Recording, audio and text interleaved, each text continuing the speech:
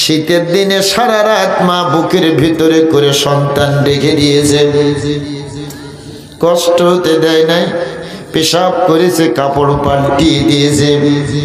10 মাস 10 দিন 273 থেকে 87 দিন এই সন্তান মা গর্ভে ধারণ করেছে। 32,000 বার সন্তান মায়ের কলিজায় লাথি মেরেছে, রক্তমাখা জমিনে গড়াগড়ি খেলেছে। মা রক্তমাখা সন্তান তুলে রক্তমাখা মুখে চুম্বন করে বলেছে, ও ধরনীরা, তোমরা বুঝবা না, আমি আমার রক্তমাখা সন্তানের মুখে যখন চুম্বন করেছি, আমি আমার 10 মাস 10 দিনের প্রসব বেদনার কষ্ট ভুলে গেছি। দুনিয়া বড় নিষ্ঠুর জায়গা। একটুখানি মরি দেখেন, আপনি সন্ধ্যাবেলা মারা যাবেন, আপনার স্ত্রী পাড়ার লোকজনকে ডেকে বলবে, তাড়াতাড়ি আমার স্বামীরে ঘর থেকে বারান্দায় নাও, আমি ঘরে রাখলে একা একা থাকতে পারবো না ভয়তে। দুনিয়া বড় নিষ্ঠুর। আপনার ছেলে আপনার মেয়ে আপনার কাছে আর থাকবে না। সকাল হওয়ার সাথে সাথে ডাক দিয়ে বলবে, পাড়ার লোকজনেরা বাঁশ কাটো, কবর খনন করো, কাফনের কাপড় আনো, আর কুলের পাতা দিয়ে গরম পানি করি আমার বাবারে গোসল দিয়ে জোহরের নামাজের পর পানি তোমরা দাফন করাইয়া ফেলবা। আমরা বাবা মারা গেছে, সারা রাত ভয়তে ঘুমাতে পারি নাই। খুব নিষ্ঠুর জায়গা দুনিয়া।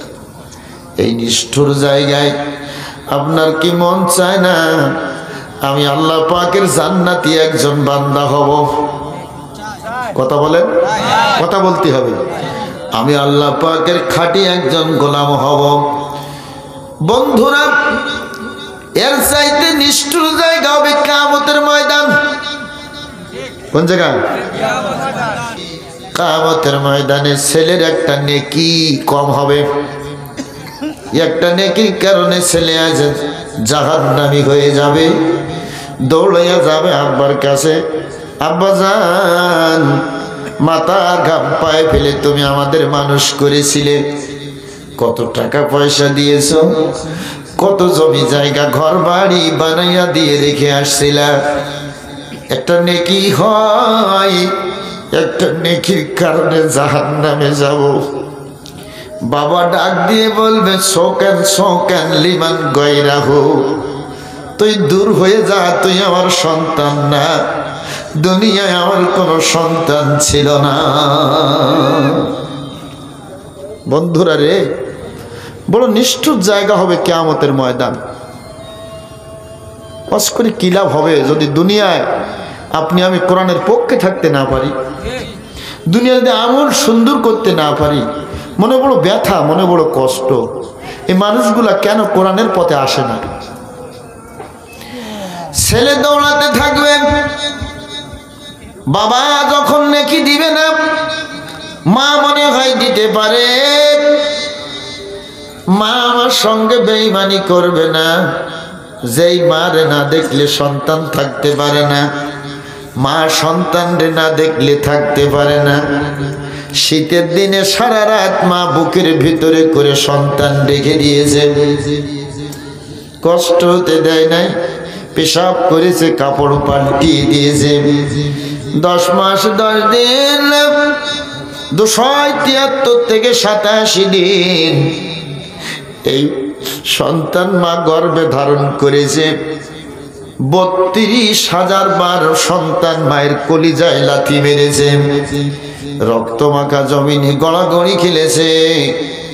মা রক্তমাখা সন্তান তুলে রক্তমাখা মুখে চুম্বন করে বলেছে, ও ধরনীরা, তোমরা বুঝবা না, আমি আমার রক্তমাখা সন্তানের মুখে যখন চুম্বন করেছি, আমি আমার 10 মাস 10 দিনের প্রসব বেদনার কষ্ট ভুলে গেছি।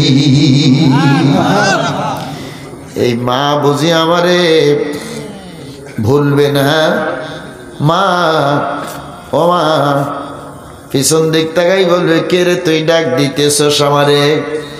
মা একটা নেকি দিবা। এই, আমি তোর কিসের মারে? সুবহানাল্লাহ বলবেন না? আর জোরে। মা আমি না তোমার পেটে ছিলাম, তুমি না দুধ খাওয়াইছিলা 30টা মাস। মা বলবে আমার কোনো বিয়ে হয় নাই দুনিয়ায়। ও ভাই, কি নিষ্ঠুর হবে কিয়ামতের ময়দান। মা বলবে সৌকেন লিমন গায়রাহু, চলে যাও, আমি তোমার চিনি না, তুমি আমার সন্তান ছিলে না।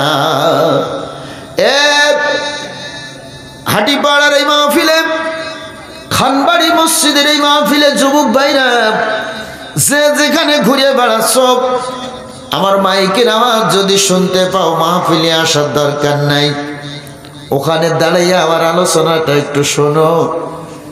দুনিয়া তো নিষ্ঠুর, আখিরাত আরো নিষ্ঠুর। এখন এই ছেলে চলে যাবে তার উস্তাদের কাছে, সেই ছেলে চলে যাবে তার দাদার কাছে, একইভাবে ফেরাইয়া দিবে। দাদির কাছে, নানার কাছে, নানির কাছে একইভাবে ফেরাইয়া দিবে।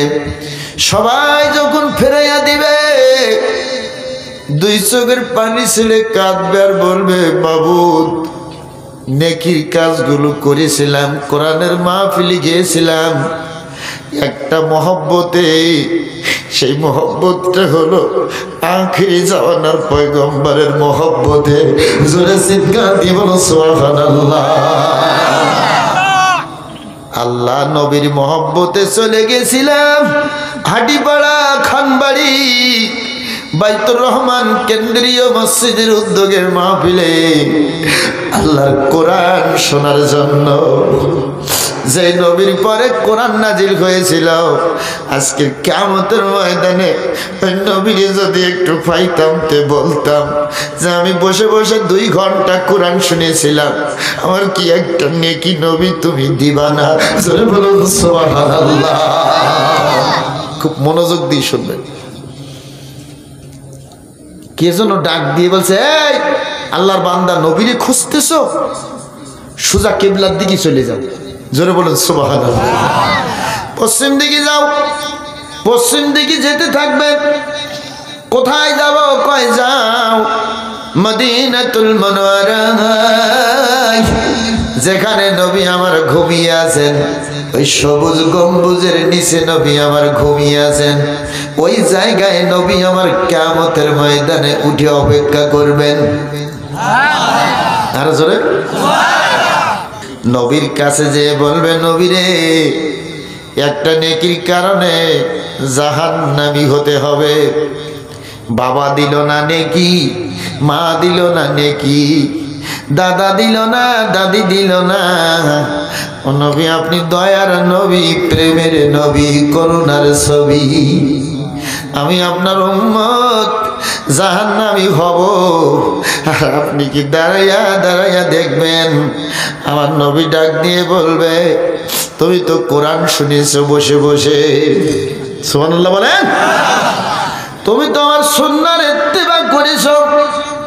কোরআন সুন্নাহর ইত্তেবা করার খাতিরে আমি নবী আজকের হুকুম জারি করে দিলাম, যাও, নেকি লাগবে না। আমার আবু বকর হাউজে কাউসারের পাশে দাঁড়ানো আছে, আবু বকরের কাছে যা মাত্রই তোমাকে 1 গ্লাস হাউজে কাউসার থেকে পানি পান করাইয়া দিবে। আর ওই পানি যদি পান করতে পারো, কিয়ামতের 50,000 বছর সমান একটা দিনে আর তোমার পানি পিপাসা লাগবে না। পানি পিপাসা যাদের লাগবে না, আমলনামা ডান হাতে তারা পেয়ে যাবে। আর আমলনামা যারা ডান হাতে পাবে, ওরা হবে জান্নাতি। জোরে বলুন সুবহানাল্লাহ। যদি আমলনামা বাম হাতে হয়, কথা কন নাকি? আমলনামা বাম হাতে সর্বপ্রথম এই দুনিয়ায় কেডা পাবে জানেন? বলতে পারেন? আদম আলাইহিস সালামের 2 জন সন্তান ছিলেন। একজন সন্তান আর একজন সন্তানকে খুন করেছিলেন। কেডা? কাবিল আর হাবিল। হাবিল হত্যা হয়েছিল, কাবিল কতল করেছিল হাবিলকে। তাই সর্বপ্রথমে বাম হাতে তার আমলনামা দেওয়া হবে।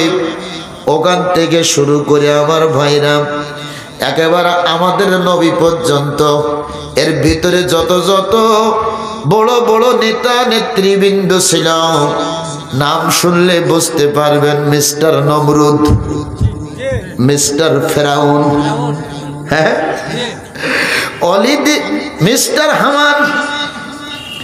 আমাদের নবীর জামানায় সর্বপ্রথম যে বামাতে আমলনামা পাবে তার নাম হলো আবু জাহেল। তার নাম কি?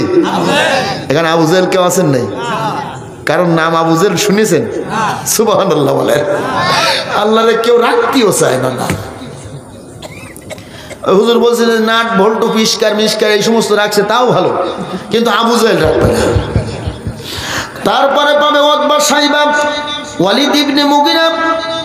আমার ভাইরা বাম হাতে আমলনামা পাবে একটি মাত্র কারণে, নবীর বিরোধিতা করার কারণে। আর নবীর পরে যে কোরআন নাজিল হয়েছিল ওই কোরআনের বিরোধিতা করার কারণে। ঠিক কিনা? জোরে বলেন ঠিক কিনা? আপনি আমি আমলনামা কোন হাতে নিতে চাই? বাম হাতে চান নাকি?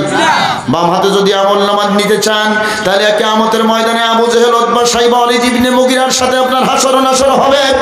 আর আল্লাহ রাব্বুল আলামিন আবু জেহেলকে যে শাস্তি দিবেন, উতবা সাইবাকে যে শাস্তি দিবেন, কোরআনের সাথে বেয়াদবি করার কারণে আপনাকেও সেই শাস্তি ভোগ করতে হবে।